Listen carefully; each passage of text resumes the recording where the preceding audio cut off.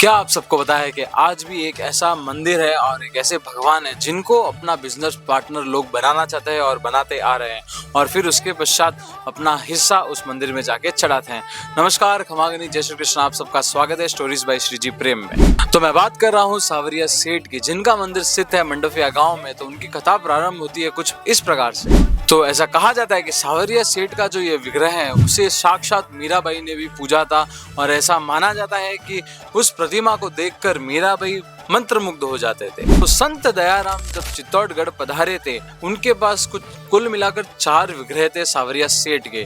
तो जब वे कीर्तन वगैरह करते हुए वापस चित्तौड़ में पधारते हैं, तब मीराबाई वहां पे जाकर सावरिया सेठ के दर्शन करती है और उसके पश्चात जब वो मंत्रमुग्ध होती है प्रतिमा से, तब लोगों ने उस प्रतिमा को चमत्कारी प्रतिमा भी कहा। तो औरंगजेब जब सारे विग्रहों को, सारी प्रतिमाओं को तोड़ रहा था और मंदिरों को तुड़वा रहा था, तब उसे पता चलता है कि संत दयाराम के पास 4 चमत्कारी प्रतिमाएं हैं, वो भी सावरिया सेठ की। तो वो अपनी सेना, मुगल सेना भेजता है चित्तौड़ की तरफ। तो संत दयाराम और उनके साधुओं को पता चलता है कि मुगल सेना उनकी तरफ आ रही है, तो उन्होंने फटाफट से जाके इन सारी प्रतिमाओं को भड़सोड़ा के पास बागुंदा गांव में एक बरगद के पेड़ के नीचे छुपा दी। उसके कई वर्षों बाद एक भक्त हुए जिनका नाम था भोला राम जी गुजर।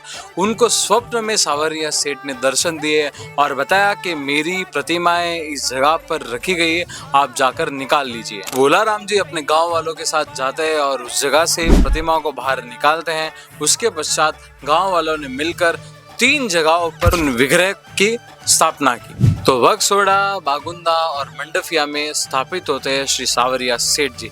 आज भी आप अगर जाते हैं उस तरफ, तो 3 जगहों पर आज भी सावरिया सेठ का मंदिर है। तो उसके बाद चमत्कारी मूर्ति या चमत्कारी प्रतिमा कहते हुए लोग उनके दर्शन करने के लिए भोला राम जी के घर पे आने लग गए, क्योंकि वो प्रतिमा भोला राम जी के घर पे ही स्थापित की गई थी। फिर उसके पश्चात उन्होंने वहां से हटवा कर मंदिर का निर्माण शुरू करवाया और 1800 के आसपास भगवान का मंदिर जो था वो कच्चा था और फिर 1950 के बाद 1961 या 62 के आसपास मंदिर पक्का बनवाया गया। तो सावरिया सेठ को सेठों के सेठ भी कहा जाता है, क्योंकि अगर किसी का व्यापार में वृद्धि नहीं हो रही है, किसी का व्यापार नहीं चल रहा है, तो वे लोग सावरिया सेठ को साक्षी मानकर अपना पार्टनर बनाते हैं। उसके पश्चात वो हिस्सा उनको पहुंचाते हैं, तो उनका व्यापार बहुत अच्छा चलने लगता है। आज भी सावरिया सेठ मंदिर में अमावस्या को भंडारा खोला जाता है श्री सावरिया सेठ का, और उसमें से करोड़ों की धनराशि निकलती है।